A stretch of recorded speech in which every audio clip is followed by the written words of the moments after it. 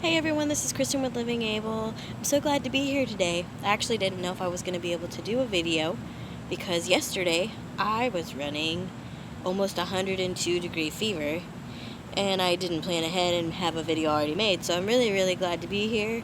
This brings me to today's topic, which is going to be taking care of your health. Now, I know that a lot of times when you have a certain condition, in my case, spina bifida, there's certain things that the doctors are always looking out for. With spina bifida, it tends to be UTIs, kidney infections, and shunt issues.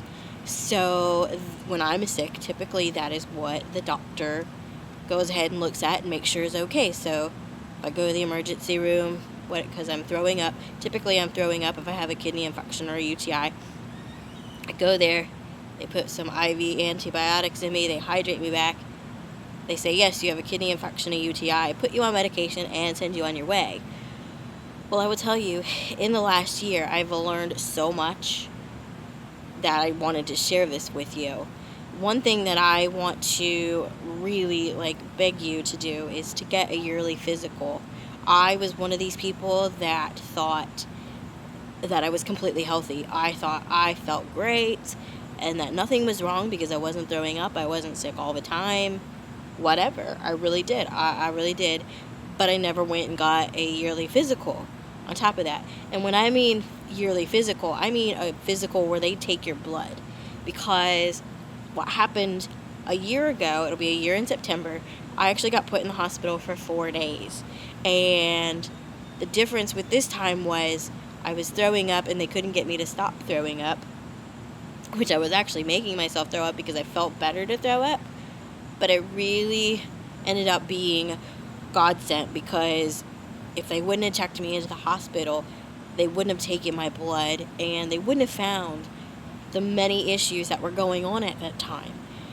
And since I found out about these issues, which I am going to go into more, I realized that I wasn't feeling good. I thought I was feeling good because I had been feeling that way for 15, 20 years. So it became my normal.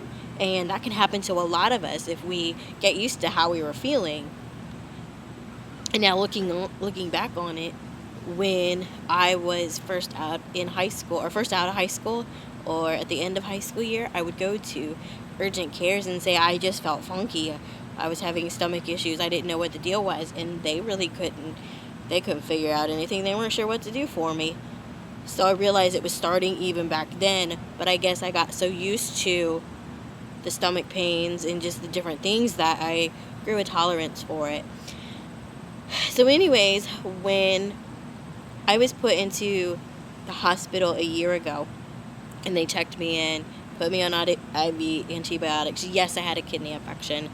Yes, I had the whole UTI, that whole thing. And yes, they checked my shunt like normal. But with them checking my blood, they also found out I had a magnesium, potassium, and vitamin D deficiency. Now, I am pretty sure that these deficiencies had been going on since I was either at the end of high school or nearly out of high school when I was taking care of myself.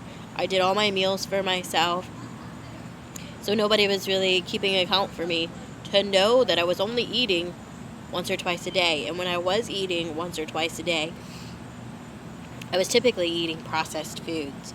So I see that a lot in the disabled community.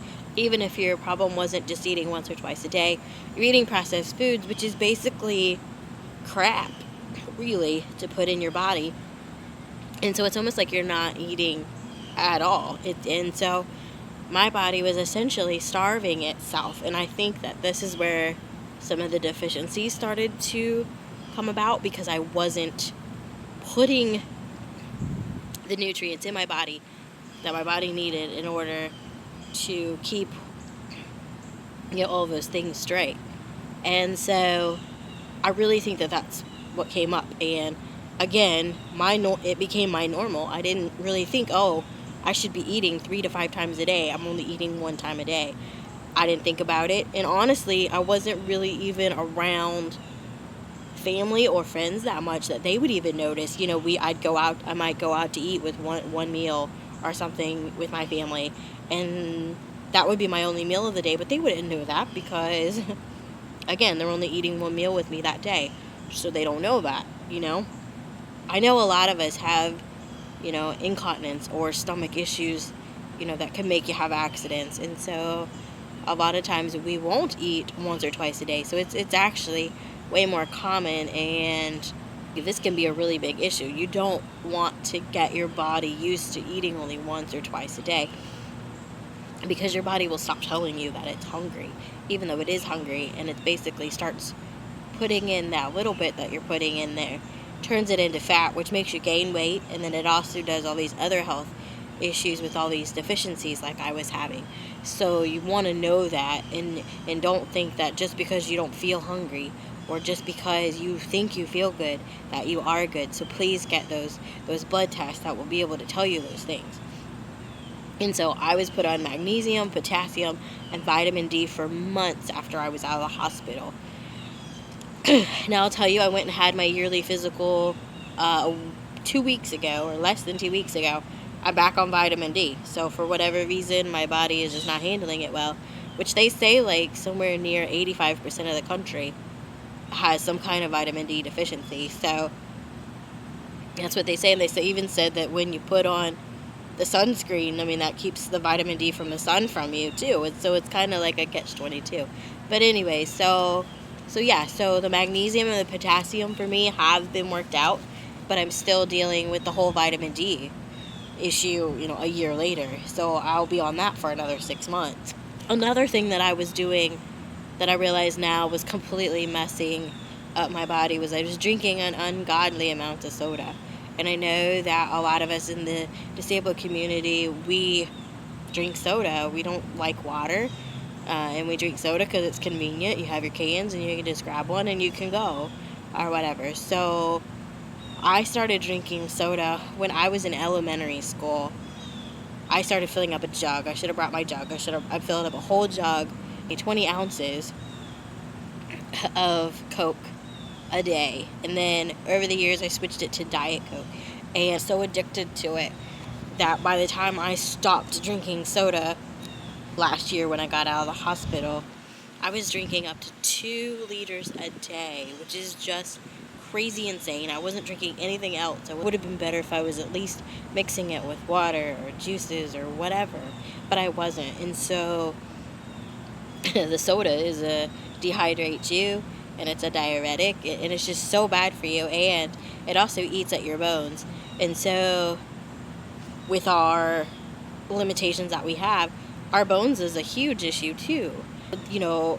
I think that honestly could be one of the reasons that I'm still on vitamin D, because I was so bad for so long with the soda that my bones are just not doing super well. And then kidney function, soda that messes up your kidneys too. And somehow I wish that I would have pushed through to drinking water, that nobody would have gave in to me and giving me soda and allowing myself to get addicted. I can't blame anybody as an adult for me having kept my addiction.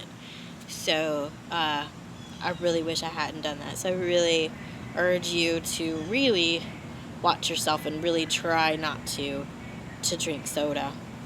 I think if the doctors would have done more than just listen to me and say, check me for a UTI, check my bladder, check my kidneys, and check my shunts, if they would have done that on top of the normal blood test and things like that, I think that I wouldn't be where I am now.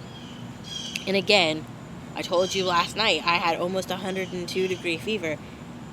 For almost 24 hours I had a fever. And now here I am the next day, and I'm fine. I feel fine.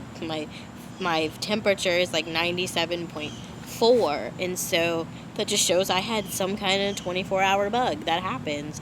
But, everybody was like, is it your kidneys? Is it your UTI? Whatever. No, I just got something normal. And I think that can be way overlooked. So please don't do that. I wish I had been more proactive in asking and knew to ask about checking blood, but I didn't. I was call me ignorant. Maybe I'm the last person on earth that didn't know to get your blood checked on a consistent basis. I'm really hoping that you guys will learn from my experiences so that maybe you guys won't have to go through some of this. I hope that you guys I know a lot of my subscribers are a lot younger, and I'm just hoping that you can save yourself before your bones and your kidneys and your magnesium, potassium, all these vitamin deficiencies that you can get. Save yourself before they get to be where mine end up being right now. Thank you so much for watching. I hope that you will share this video with anybody that has a disability who you're concerned that the doctors are only looking at their UTIs or their shunt or whatever certain things that they are, and that you're concerned that they need to get checked out. So please share this video with them. Share this with the family. I think it's really important for parents to remember that your child is a normal person, and your child can get normal sicknesses as well too. So share it with them, and don't forget to subscribe. Have a great day.